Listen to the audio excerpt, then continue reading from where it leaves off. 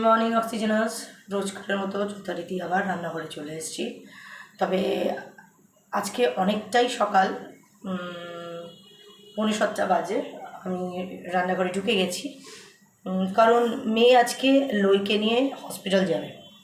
আমি যাব না, অ্যাকচুয়ালি অন্যবার আমি যাই এই কারণে, কারণ মেয়ে ড্রাইভ করে বলে, তাই লইকে ধরতে হয়। আর এবারে মেয়ে ইয়ে করেছে, ড্রাইভার হায়ার করেছে, তো ড্রাইভার চালাবে, তো মেয়ে থাকবে, মেয়ে লইকে পেছনে ধরবে, তাই জন্য আমি যাব না।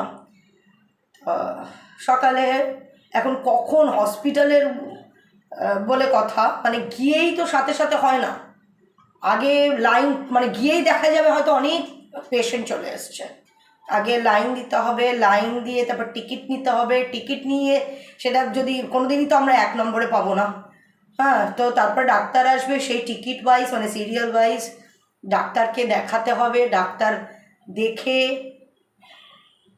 তারপরে কি বলে কি না বলে, ঠাকুরকে ডাকছি যাতে, যেটা আমরা চিন্তা করছি নাকের মধ্যে তোমার হয়তো রক্ত ফক্ত জমে আছে, সেটাই যেন হয়ে থাকে।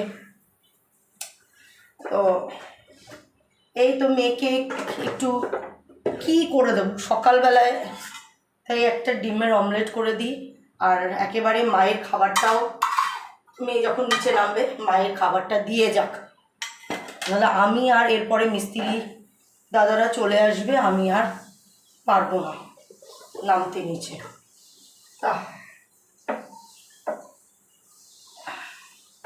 মাকে আজকে এই যে পাউরুটি ডিম দিয়ে ফ্রেঞ্চ টোস্ট মতন করে দিই, আর এই যে আমাদের এটা জল গরম, এটাতে হলো তো তোমরা জানো কি থাকে, মৌরি, জোয়ান, জিরে আর মেথি।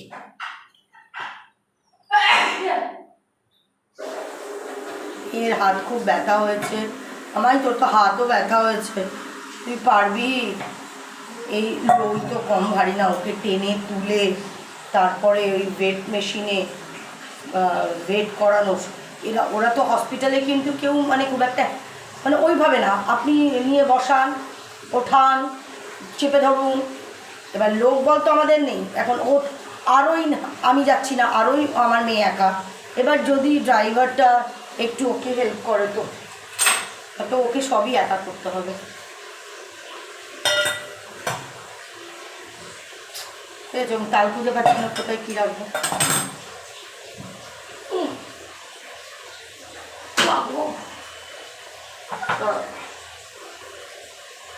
মেয়েকে একটা ডিমের অমলেট করে দিই, মাকে ফ্রেঞ্চ টোস্ট বানিয়ে দিই, আজকে আমার খাবার কিছু থাকবে না।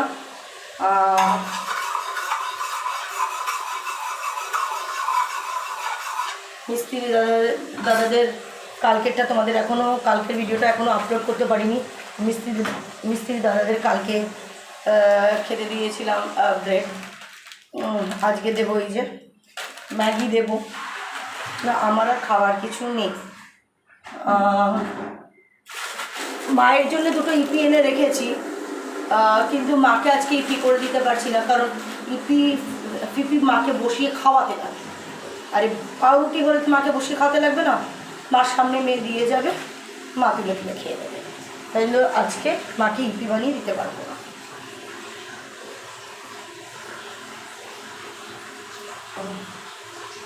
একেবারে না খেয়ে যাবে বলো, কতটা বেলা হবে তার বলছি। মেয়েরই বেশি চাপ, তারপরে এসে আবার নিচে খেতে দিতে যেতে হবে আমার বাচ্চাদের, আমি তো মিস্ত্রি দাদাদের ছেড়ে নিচে যেতেও পারবো না, নিচে যাওয়াটা খুব চাপের হয়ে যাবে, আমার খুব অসুবিধা।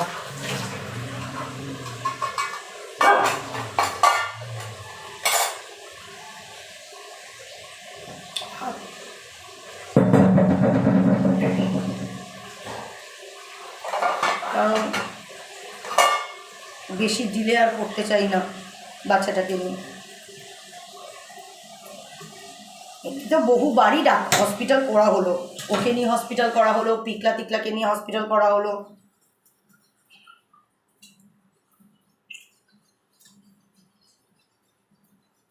ফ্যাক্টরটা খুব বেশি হলে আমাদের লোক বলটাই তো নেই না। আর যেহেতু স্ট্রিট ডগ, সেহেতু স্ট্রিট ডগ মানে এরকমই একটা ব্যাপার। আর আমরা খুব ভালোবাসি না, আমরা খুব ভালোবাসি। শুধু আমাদের স্ট্রিট ডগসকে মানে যারা আমরা পুষছি বলে তাই না, রাস্তার যত কুকুর আমরা দেখতে পাই, আমরা মানে আমাদের পায়ের কাছে এসে গন্ধ শুকবেই শুকবে, আর আমরা তখন পারি না। আমরা ভীষণই ভালোবাসি, কেন জানি না। তো অনেকে আবার স্ট্রিট ডগ দেখে নাক ছিটকায় না।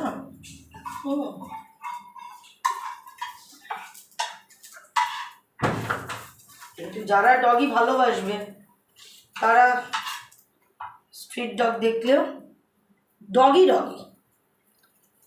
আমাদের এই নিচতলায় আছে ফ্ল্যাট ওনার, কি যেন কুত্তায় মুতেছে, অথচ নিজেদের ঘরে একটা ছোট ডগি ছিল, যদিও রাস্তার ডগি না, ফরেন ব্রিড। তো আমাদের রাস্তার কুকুর বলে কুত্তায় মুতেছে, মানে এত অস্বস্তি লাগে যখন এই যে বলে না কথাটা কুত্তায় মুতেছে। মনে হয় কি যে ঠস ঠস করে একটা চল লাগিয়ে আসি, কুত্তায় মুতেছে।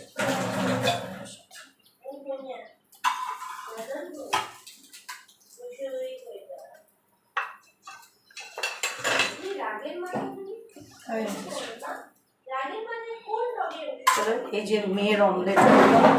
মামাই তোর গরম জলটা নিয়ে যা, আমি এখন দিতে পারবো না, কারণ মায়ের খাবার বানাচ্ছি। কোথায় মুখেছে, ঠিক আছে, শুধু আমার কুত্তায় মুতেছে তা কিন্তু মামাই দেখিস কিন্তু ভাট করে না উঠে যায়।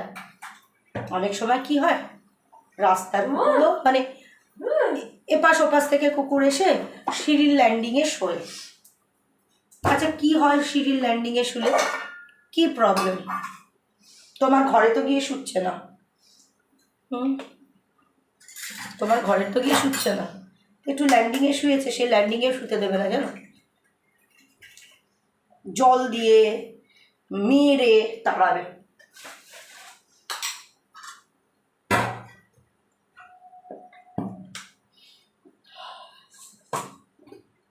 যাক, আর কি বলবো।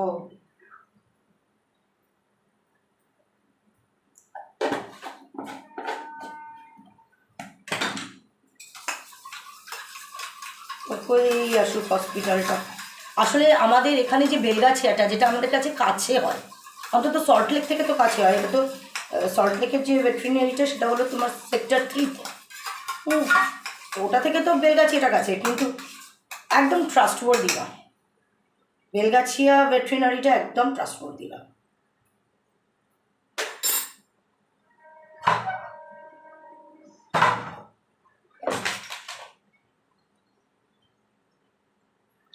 বাবা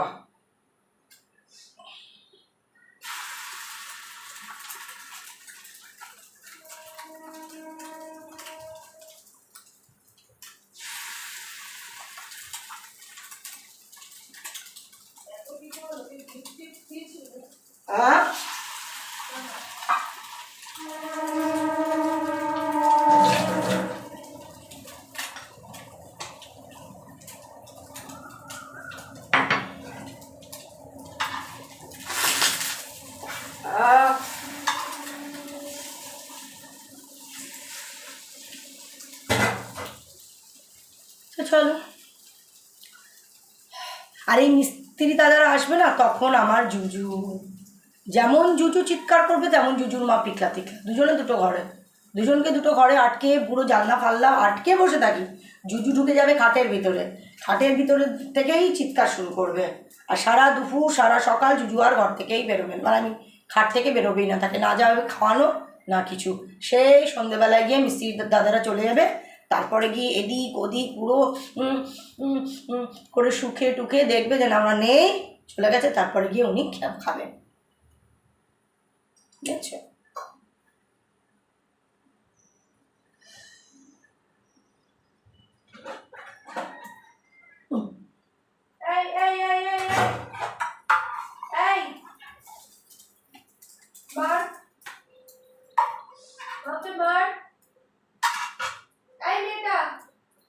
আমার জলটা গরম হয়ে ঠান্ডা হয়ে গেল, কারণ আমি তোকে নিয়েই তো যেতে বললাম, তুই বসে আছিস। ওর সাথে খেলতে হবে না, ও একটা পচা।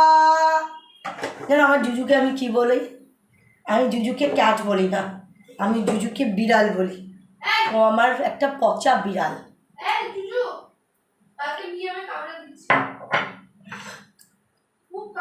এই মামাই, এটা এখন খাবি না? এখনই খেয়ে নে একেবারে। আমি তো ভাবছিলাম গাড়িটা তুই গ্যারেজ থেকে বার করিস, কিন্তু ওরা তো মানে সবে নতুন তো, মানে জায়গাটা ঠিক বুঝবে কি বুঝবে না, ভজঘট জায়গা। গাড়িটা আমার মেয়েকে বলছি তুই ড্রাইভারকে দিয়ে বার করাস না, কারণ আমাদের যে জায়গায় আমরা রাখি না সেটা সবাই পারবে না, ফার্স্ট দিন তো। মেয়েকে কি দেবে আমি জানি, দুধ দাও। ফিস্কার্স, মিচানের জন্য ফিস্কার্স কেন? ক্যাট ফুড তো যেটা বলছিলাম,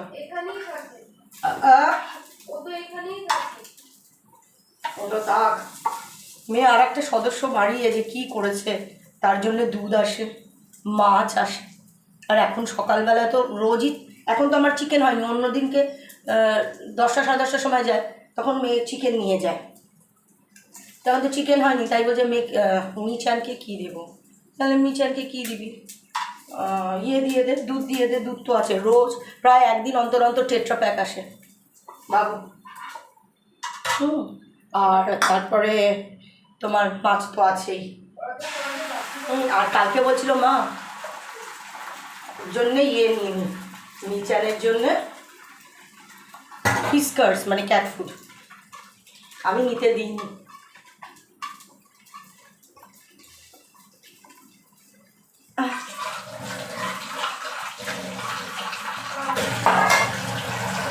আচ্ছা, মাকে 3 পিস দিয়েছি, আর আমার জন্য এই একটা পিস পেছনের যেটা সেটা রেখে দিলাম, সেটা আমি খেয়ে নেব ব্রেকফাস্ট হিসেবে। আর মার 3 পিস, তার সাথে একটুখানি অমলেট। স্টোরেজ স্পেস কম বলছে, যাই হোক মাকে পাউরুটি দিলাম, দাঁড়া, মাকে এই পাউরুটি দিলাম, আর একটুখানি লেফট ওভার ডিমেরও মিশ্রণ ছিল, সেটা দিয়ে মাকে অমলেট করে দিলাম। এই হলো মায়ের খাবার। আর আমার তো দেখালামই 1 পিস পাউরুটি, মেয়েকে করে দিলাম অমলেট। তো চলো।